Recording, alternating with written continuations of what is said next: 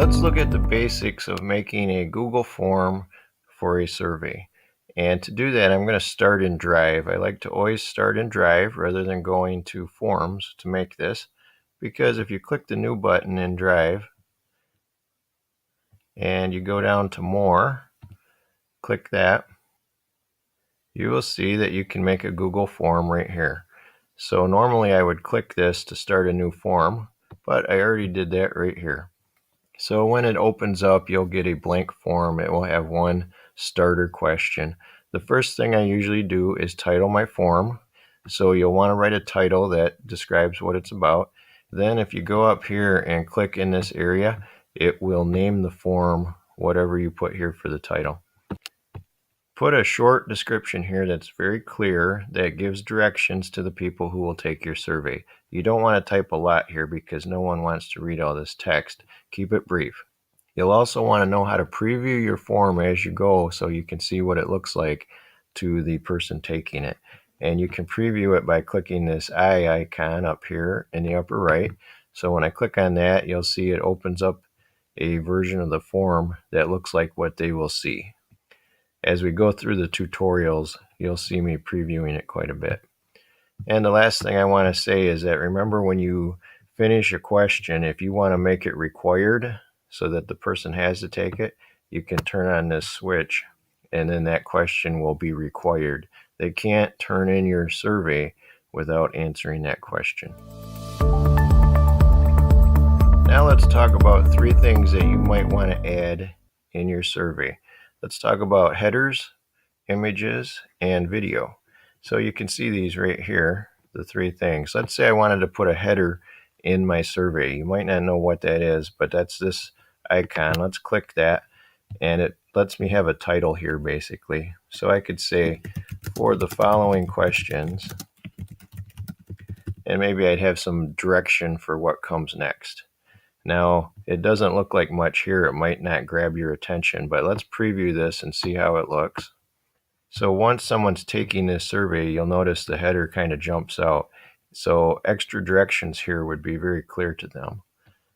Now keep in mind, anything that we add to the survey, if you grab this handle right here, you can change the order. So I could drag this up and have it be the first thing, or maybe I want this question to be before my header. You can move things around with this handle.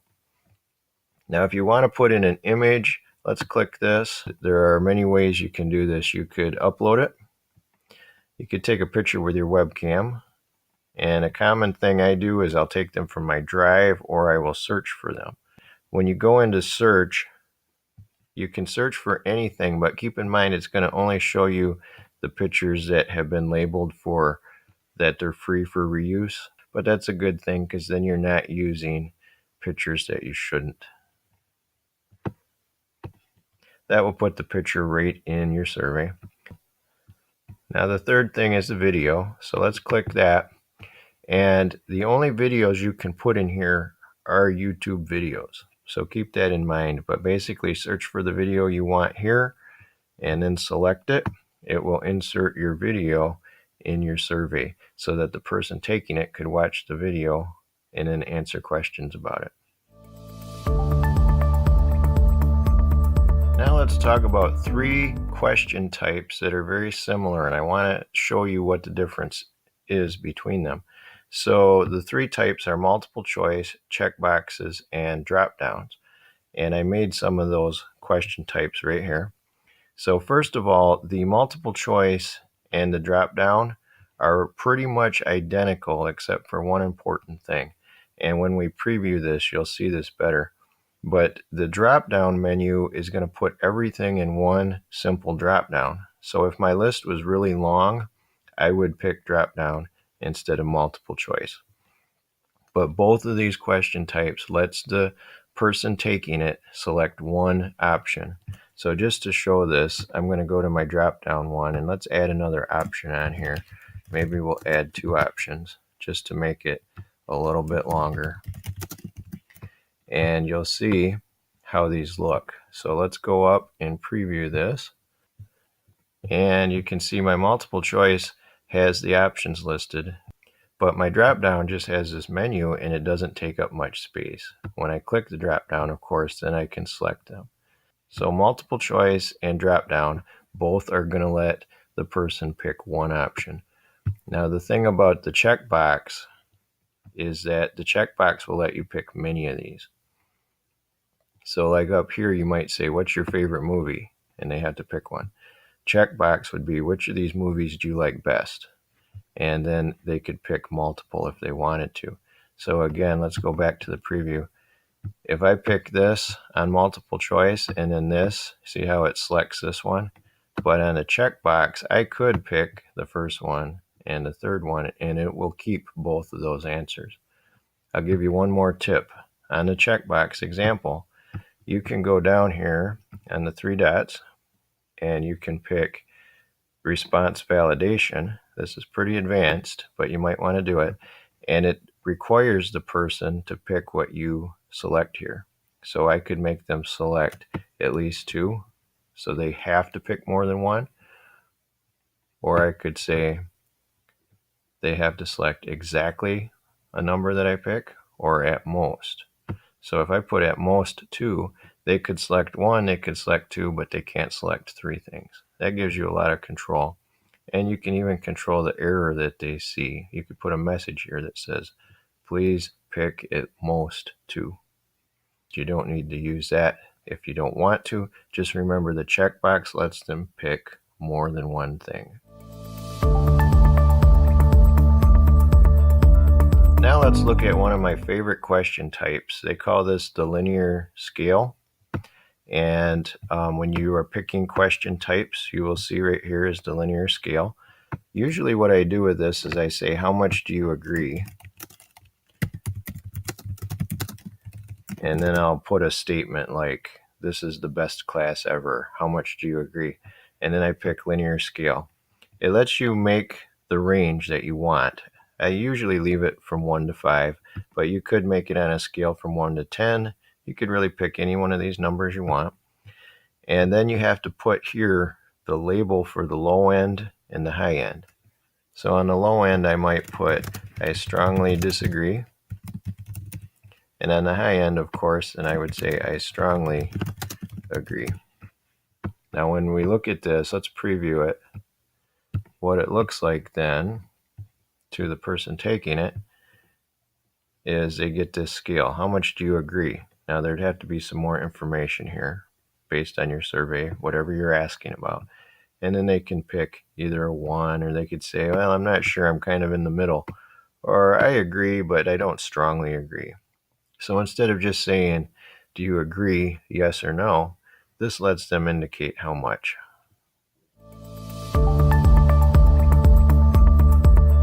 Let's look at one last question type, and this is the multiple choice grid. This is pretty advanced, but it's useful if you're going to have someone put things in order. Like if I said, put these in order from most important to least important, or rank these movies from your most favorite to your least favorite. So the way that I did that is I listed some things here that I wanted them to put in order of importance. Those are in your rows. And then you're going to have columns too, which I'll show you in a second how this looks. I called these columns most important, second most important, and so on, with the last one being least important. Notice that I can require a response in each row. I have that checked, so they have to pick something for each one of these rows. And also, I'm going to go in here and I'm going to limit to 1 response per column. And I'll show you what that means. So I checked that option. Let's look at this because you'll understand it once you look at it. So we preview it. Here's how it looks. And you can see my rows are the items, and the columns are how important they are.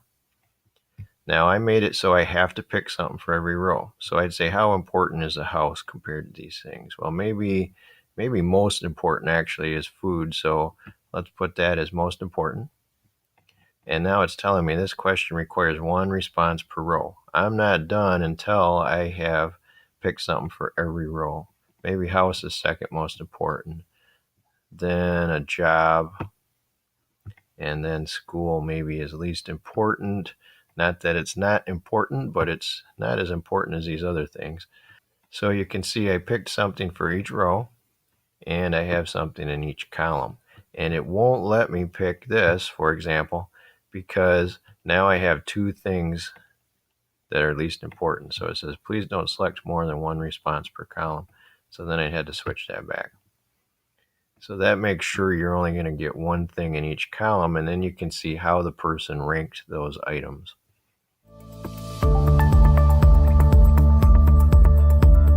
Once you have all of your questions done for your survey and they're all worded how you want them, you can change a few settings to affect how the form is going to look. So don't forget about this at the end. You can customize the theme. That's this palette at the top. So when I click that, it opens this panel.